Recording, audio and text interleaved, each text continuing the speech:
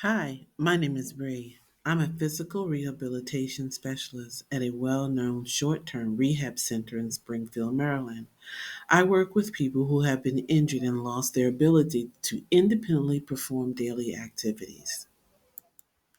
My job is to provide physical training and body mechanics education to help clients regain their maximum level of independence before returning to work or home.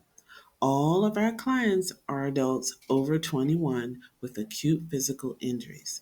I love what I do.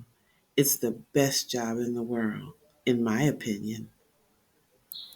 Occasionally, we get sweet older clients who just want to take care of everyone. You know how some older folks are. They want to feed the world. There was this lovely couple, Mr. Greg and his wife, Lucky. Lucky was around 60, while Mr. Gregg was a bit older, in his 70s, and he had not retired yet. Mr. Gregg became our client after he slipped and fell down 3 steps at work due to a water spill. He had difficulty walking and lifting his right leg. Lucky would drive to see him daily, sitting in on his sessions to learn the exercises so she could continue them at home.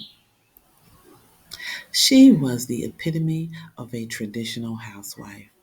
She always brought homemade treats for the staff. I'd lie and say I was allergic to everything just to avoid eating anything. You don't have to go through all that trouble, I'd tell her with a smile. No matter how kind and sweet people are, I never eat from someone's home I haven't visited. No way. My colleagues, however, were different. Bree, you don't know what you're missing. Mrs. Gregg makes the best monkey bread and chocolate chip brownies. She should sell them, they'd say. Yeah, okay, enjoy, I reply, shaking my head. Y'all will eat from anybody. Cora, one of my coworkers, would always tease me. Bree, you're just hateful and prejudiced.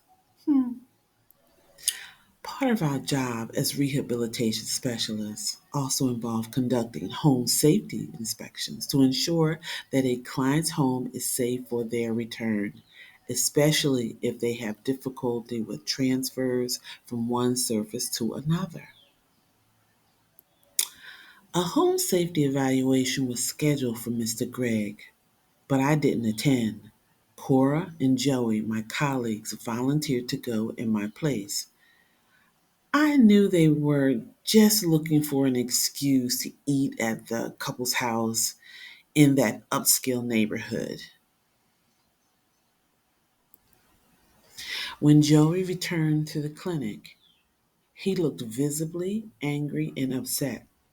When asked what was wrong, he just stared at us, unable to speak.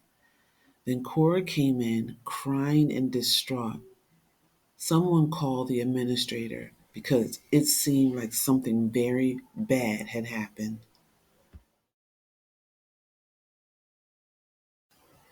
We all gathered in the office as the administrator urged Joey to explain. What happened? He asked. Joey finally spoke, looking directly at me. Bree, you were right. You should never eat from someone's house you've never visited, no matter how rich and successful they are. He explained that when they entered the house, it smelled of feces and urine. Mrs. Gregg greeted them with a smile, acting as if nothing was wrong.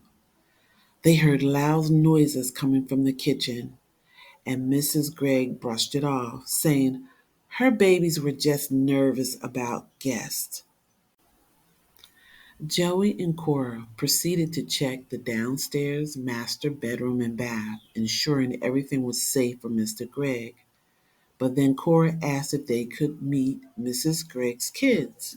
Excitedly, Mrs. Gregg led them to the kitchen, saying, I was just making them monkey bread and chocolate chip brownies. They eat them every day. When the kitchen door opened, Cora was horrified. A cat was lounging on the kitchen table, and three monkeys were tossing flour around in the kitchen that reeked of piss and shit. Cora screamed, ran outside, and vomited.